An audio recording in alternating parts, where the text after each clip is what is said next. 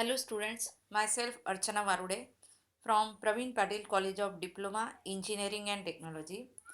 In last video, we have already studied about the behavior of wire under continuously increasing load, and that is also called as stress strain diagram.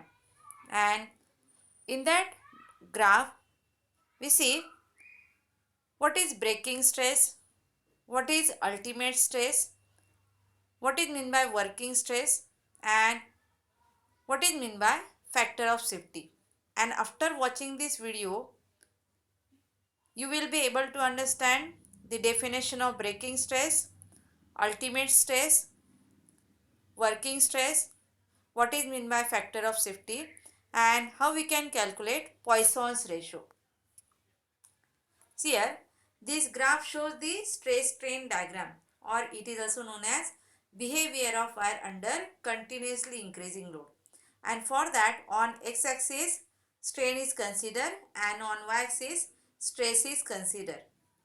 And here it is observed that this OE is a straight line which indicates that stress is directly proportional to strain, and up to this point there is a elastic limit. This E point, it is called as the elastic limit, and after this E dash, some portion is parallel to strain axis, which indicates that strain increases without increasing stress, and at that time Hooke's law is not obeyed. But when we consider straight line OE, then that line states that Hooke's law is obeyed, because the statement of Hooke's law is within elastic limit stress is directly proportional to strain. Then this Y point, this is called as a yield point, because at this point wire shows or it behaves the property of plasticity. After that there is a continuously increasing length of wire, and this D point, it is called as the ultimate stress. This is the maximum stress up to which that wire can hold the total load, and this B point, it is called as a breaking stress. Then now we see what is the definition of breaking stress. Here definition is, it is the maximum stress at which wire breaks. See here, this is the last point, B point, and at this point when continuously load is attached to the wire, then some weak points are formed, and that weak points are called as neck points. And after that, if continuously load is attached, then at some point that wire becomes very thin and at last it breaks, and therefore it is the maximum stress at which wire breaks. That stress is known as breaking stress. Then what is the definition of ultimate stress?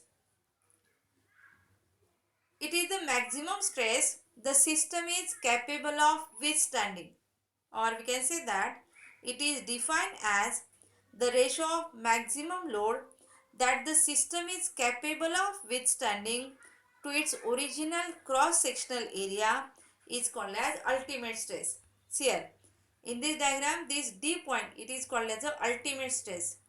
Why it is called as the ultimate stress? Because up to this point, that wire can hold the total load,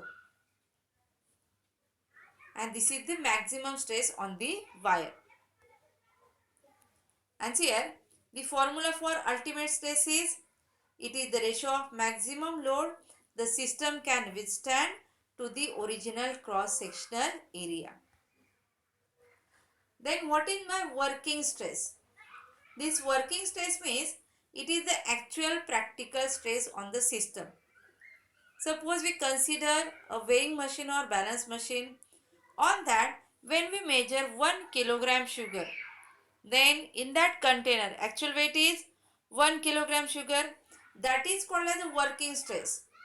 That weighing machine or balance machine may measure that up to 5 kg. That is the ultimate stress. But we measure the actual load, that is 1 kilogram, and that is called as a working stress. And formula for working stress is actual load on the system to the original cross-sectional area. Then after that, what is factor of safety? And formula for factor of safety is, it is defined as the ratio of ultimate stress to working stress. Therefore, we write the formula, factor of safety equal to ultimate stress upon working stress. And here, example of factor of safety is the balance machine or weighing balance. It is used in grocery shop. Then, how we can calculate Poisson's ratio?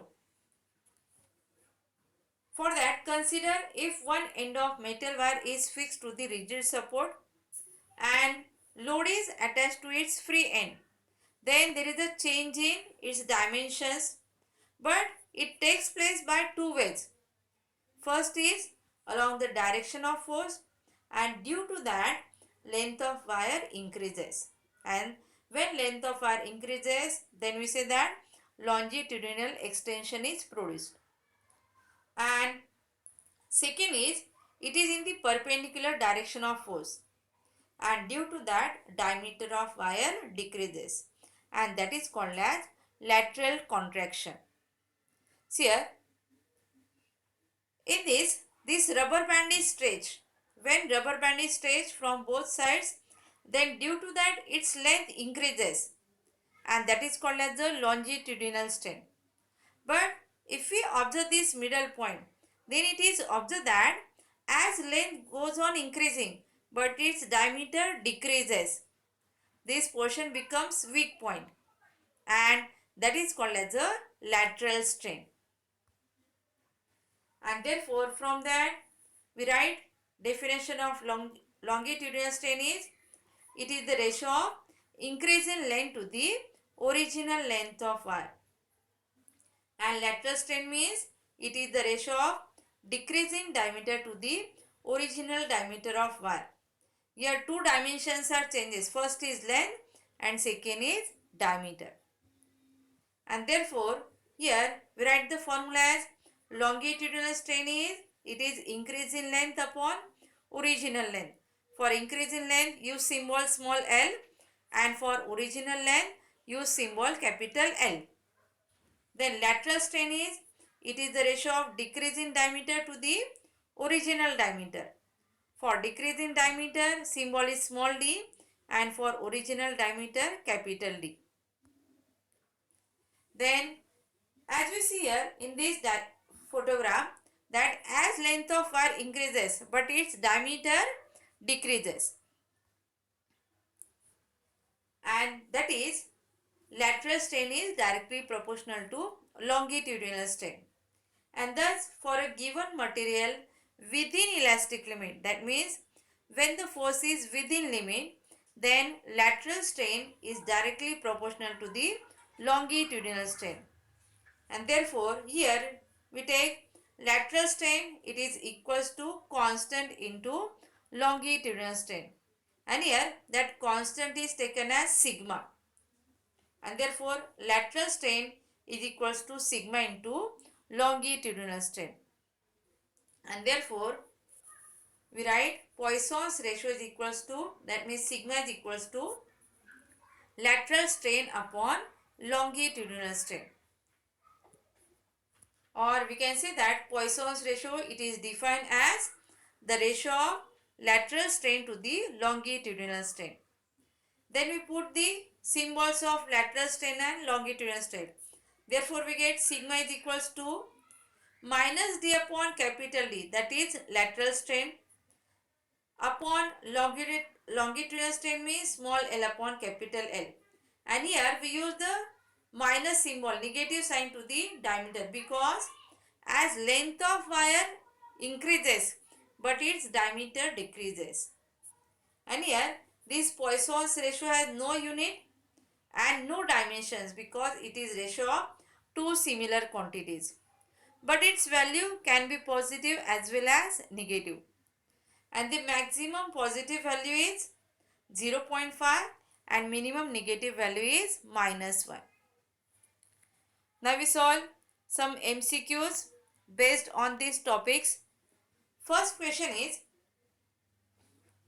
The maximum stress at which the wire breaks is called as. Option A is factor of safety. Option B is ultimate stress. Option C is breaking stress. And option D is working stress. And as we see, the definition of breaking stress. From the definition of breaking stress, we write it is the maximum stress at which wire breaks. And therefore, correct option is C, breaking stress. Second question is, it is the maximum stress the system is capable of withstanding is called as. Option A is factor of safety. Option B is ultimate stress. Option C is breaking stress. And option D is working stress. And from the definition of ultimate stress, we write that it is the maximum stress at which the system is capable of withstanding. And therefore, correct option is B, ultimate stress. Question number 3 is, the ratio of decrease in diameter to the original diameter of the wire is called as. And as you see here, the lateral strain, it is the ratio of decrease in diameter to the original diameter. And therefore, here correct option is B, lateral strain. Question number 4 is, the actual practical stress on the system is called as. Option A is working stress. Option B is breaking stress. Option C is ultimate stress. And option D is none of these. And as we know that the actual practical stress present on the system is called as working stress. And therefore, correct option is A, working stress. That's all about today's video. I hope you all understand these points. Thank you.